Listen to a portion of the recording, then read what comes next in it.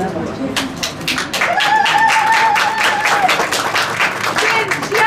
آزادی، جنجيان آزادی، جنجيان آزادی، جنجيان آزادی، جنجيان آزادی.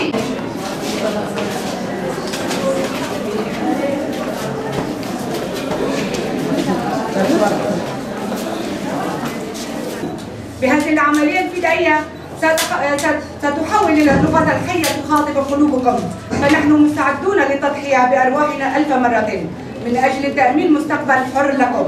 ما دامت شجرة الحرية تروي بالدم فما علينا إلا أن نلبي هذا النداء، فالوطن سمين للغاية، ولن تكون أجسادنا أغلى من الوطن للفداء به من أجله، وأنا على يقين بأننا ذلك فقط بإمكاننا إيجاد مكانة مشرفة ضمن المجتمع البشري الحر. شهيد زيلان.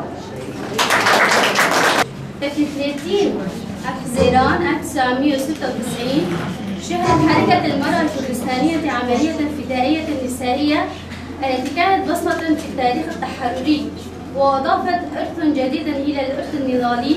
صاحبة هذه العملية الفدائية هي زينب الكناجي.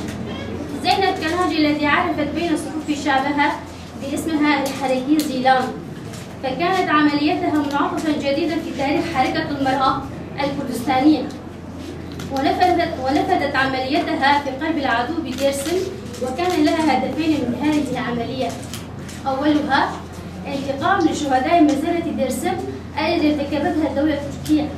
ثانيها كانت جوابا للمؤامرة على القائد عبد الله أوجلان بتفجير مكتب القائد في دمشق.